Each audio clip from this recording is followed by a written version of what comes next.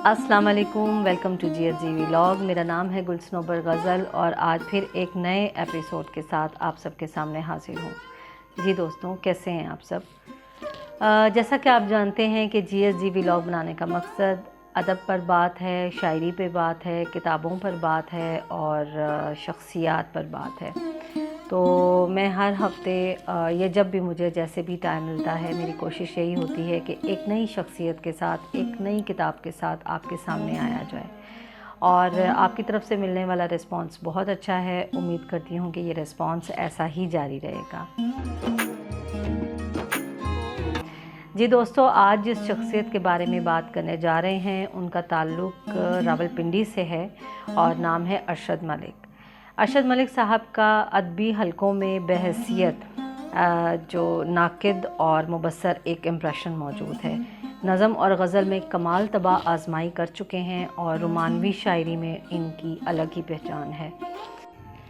अरशद मलिक के 3 शेरी मजमूए मंज़र आम पर आ चुके हैं और नौजवान नस्ल का किताब से रिश्ता मजबूत करने के लिए मुख्तलिफ़ शोरा का कलाम मुंतखब करके उसको किताब की सूरत में पेश करते हैं और इस ज़मन में 32 शेरी मजमूए इनके मंज़र आम पर आ चुके हैं।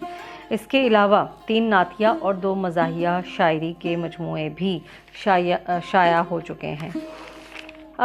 नसरी अदब की तरक्की के लिए आपने अफ़सानवी अदब का चुनाव किया और मिंटू के अफ़सानों पर मुश्तमिल 100 इंतखाब शाया किए।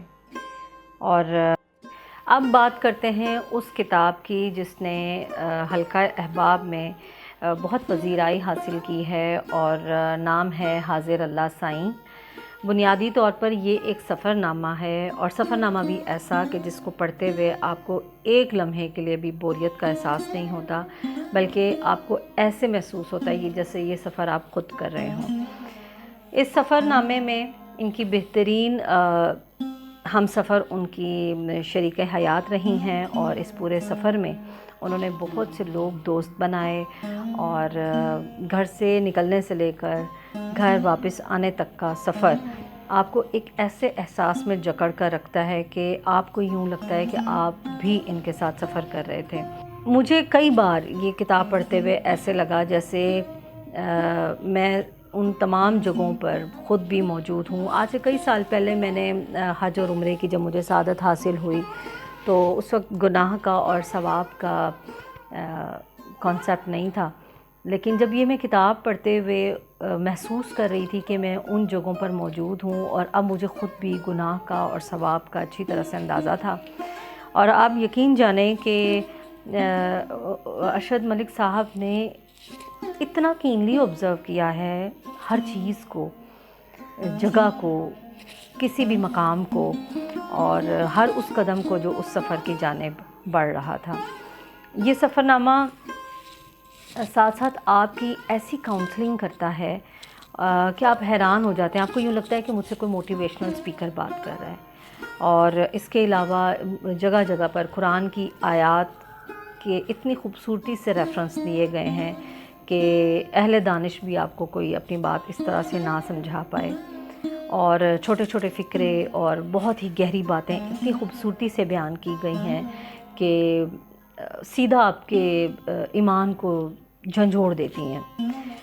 बहुत प्यारी एक जगह पे तो बात जो मेरे बिल्कुल दिल को लगी और कहते हैं कि अल्लाह वाला वो होता है जिसे देख कर अल्लाह याद आ जाए। और इसके अलावा भी ऐसे ईमान अफरोज़ वाक़यात हैं और कि आपको सोचने पे मजबूर कर देते हैं। आपको यूँ लगता है कि कोई वलीउल्लाह आपसे बात कर रहा है। ये सफ़रनामा पढ़ते पढ़ते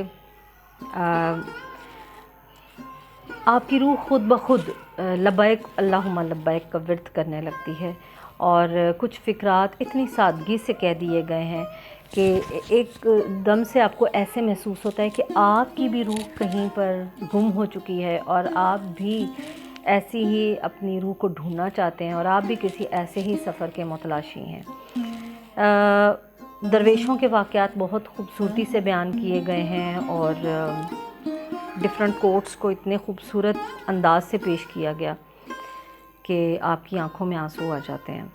مکہ، زمزم اور پھر مدینے میں وہاں بارش کے لیے ایک ضدی بچے کی داستان ہے، ابر رحمت کا کھل کر برسنا ہے، مسجد نبوی اور حج کے تمام مناسک، اور جنت البقیع میں اپنے ہی جسم کے حصے کو دفن کرنا، اور احد کے پہاڑ کا دبدبہ، اس سے باتیں، اور کعبہ میں خوشبو کا ایک خاص خوشبو کا تعاقب، اس کے علاوہ غار ثور، غار حرا، مسجد نمرہ، مسجد قباء، مسجد عائشہ، میدان عرفات، منی، شیطان کو کنکریاں مارنا، اور قربانی، غرض کہ ہر چیز کا ایکسپیرینس بہت روحانی طور پر لکھا گیا ہے اور بہت ہی خوبصورتی سے بیان کیا گیا ہے۔ اور جو مکالمہ ہے جبل رحمت کے ساتھ، آپ یقین جانیں کہ یہ ایسا مکالمہ ہے کہ آپ گھٹنوں پہ گرنے پر مجبور ہو جائیں گے، اور اس کے علاوہ نفس سے جنگ اور اس سے جیت۔ پھر اس سفر نامے کو پڑھنے کے بعد مجھے ایسا لگا کہ میں نے بھی آج حج کیا ہے اور ہوش و حواس میں کیا ہے، اور کتنی دفعہ درود اور کلمے کا ورد میری زبان پر جاری ہو گیا۔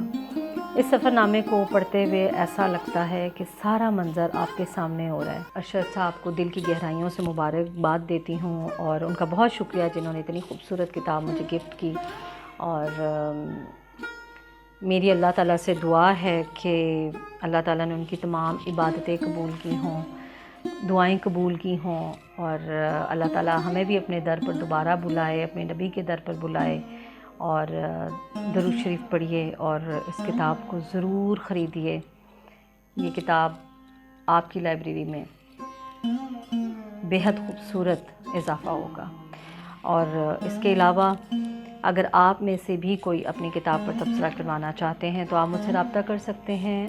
مجھے دیں اجازت، اور مجھے ہمیشہ دعاؤں میں یاد رکھیں، اور اپنے ادبی دوستوں میں میرے چینل کو سبسکرائب کریں۔